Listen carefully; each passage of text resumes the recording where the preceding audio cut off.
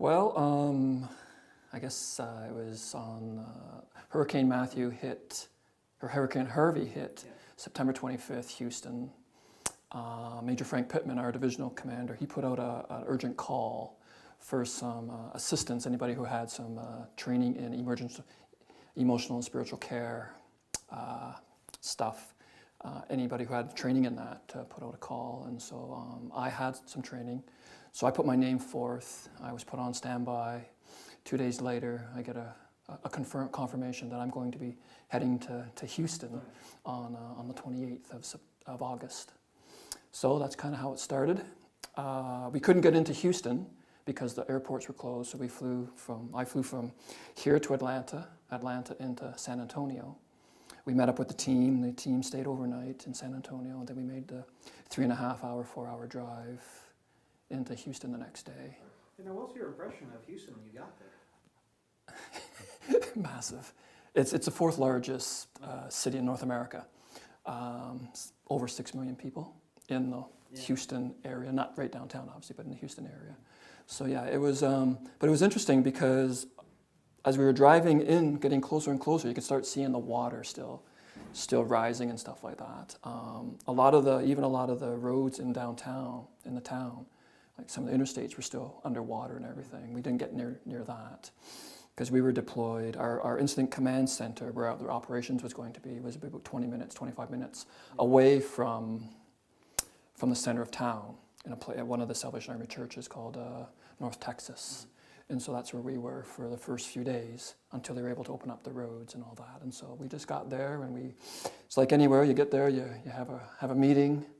And then right off the bat, I think we got about 6 o'clock that night, we were just asked if we want to go over to the NRG Center, that shelter picture that I showed you, just to kind of see how people are doing. And that was our role, just kind of as an emotional spiritual care individual in a team, we would just kind of go and see how people are doing, and if we could offer anything, and whether it was some type of spiritual support, prayer or whatever like that. So that's kind of what we did for the first couple of days.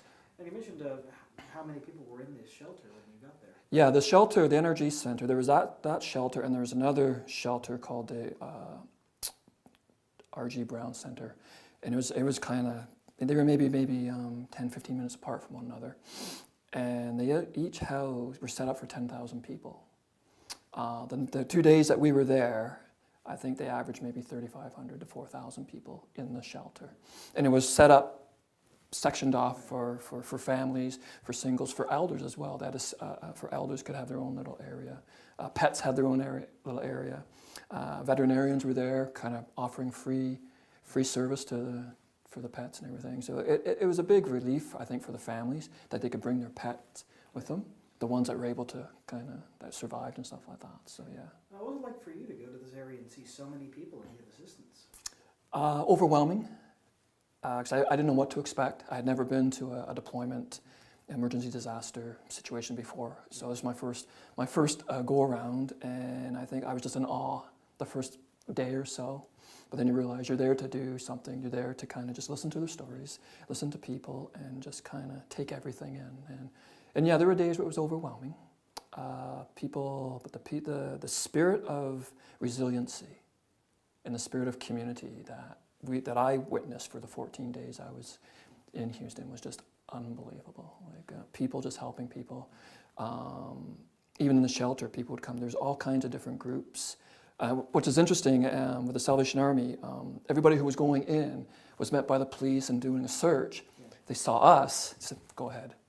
They knew what we were there for and everything else, right? And so we just kind of had free access to places where not everybody had free access. So we were kind of to come and go as we needed to come and go. So it was quite interesting, yeah. There was 12 of us on the team. There's supposed to be 24, but because Irma was making its way through, Hurricane Irma was tracking towards Georgia and Florida. Half of the team and the command team was from Georgia and Florida, so they had to leave. So the group that they brought back in, they got put on canteen and some other duties. So there was 12 of us for the 14 days, emotional spiritual care group, And we just kind of went into communities, went wherever we were asked to go, we went. And so. Now, what kind of stories did you hear from the people who had gone through this storm? Oh my goodness, amazing stories. Amazing stories of faith. That no matter what was going on, like I showed you some pictures where as far as the eye can see, on each side of the street, just people's stuff piled as high as can be, and they're just standing there, and they're asking us how we're doing. We come and try to kind of offer some support, and they're asking us, well, how are you doing? And we say, well, the question is, how are you doing, right? And then they would share their story, and they would share the amazing stories of how they were rescued. People just coming in with boats or coming with mattresses, anything that would float, a flotation device that they could kind of get out. And we saw a lot of homes with a tarp over the roof because they had to punch out to get out. That's the only way, because in some areas they had 8 to 10 feet of water in their homes. Like, I can't fathom that, but 8 to 10 feet of water. So basically they had to get upstairs, get up as high as they could, and then just wait for someone to come and rescue them, and it was just incredible. Yeah. So. Now, beyond Houston, obviously, this has been a very busy year for Salvation Army. Yes, yes. How much has the Bermuda Salvation Army been assisting in the Caribbean?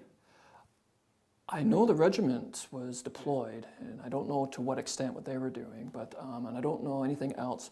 I'm the only one from the Salvation Army in Bermuda that has been deployed to a hurricane disaster site. Right. So I don't know if anything else is planned or not. So I can't really speak into that. I know the Salvation Army is in Puerto Rico, is in the Caribbean still. It's still in Texas, still in Florida, kind of assisting wherever there's a need. And so California as well. California as well, yeah, with the recent wildfires. Las Vegas with that tragedy. Mexico with the earthquakes and everything, yeah. So it's basically wherever there's a need, the Salvation Army positions themselves to deploy resources, whether it's human resources, vehicles, supplies, whatever the case may be. They're there to meet the need, and so. And if the public want to help the Salvation Army in their task, what would you ask them to do? I think the easiest thing is probably just to. Text the number. So in case if they wanted to help for Hurricane Harvey still, with the assistance in Texas, they can go on the Greater Houston, Texas Salvation Army website, and they'll have a text to donate number. I don't know it off by hand. And same thing with Florida and all that. You just go on the websites, and it'll give you an up-to-date of exactly what the Salvation Army is doing, has been doing, and continues to do. And right now I think they're looking probably for monetary, financial contributions to help them, stuff like that. A lot of donations are coming in. When we were in Houston, when I was in Houston for the 14 days, just day after day, we would go to the warehouse to load up our vehicle for supplies and everything, and go out into the communities. So yeah, so kind of stuff like that. So. And what sort of things did you find people really needed in those areas? At first, cleaning kits, because they're just getting back in their homes, and it's amazing what a cleaning kit does. How a cleaning kit opens the door. So we would walk up to the people and say, "Do you need a cleaning kit?" And it's almost like we gave them something like incredible. It's a cleaning kit. It's got a mop and gloves and a mask because the stench was getting quite bad, and all kinds of cleaning supplies, and they just thought it was the best thing they've ever received, right? So there was that. We handed out lots of water. And while we were going into the communities, there would be canteens, Salvation Army canteens, as well as Red Cross canteens. So canteens and serving meals and everything like that.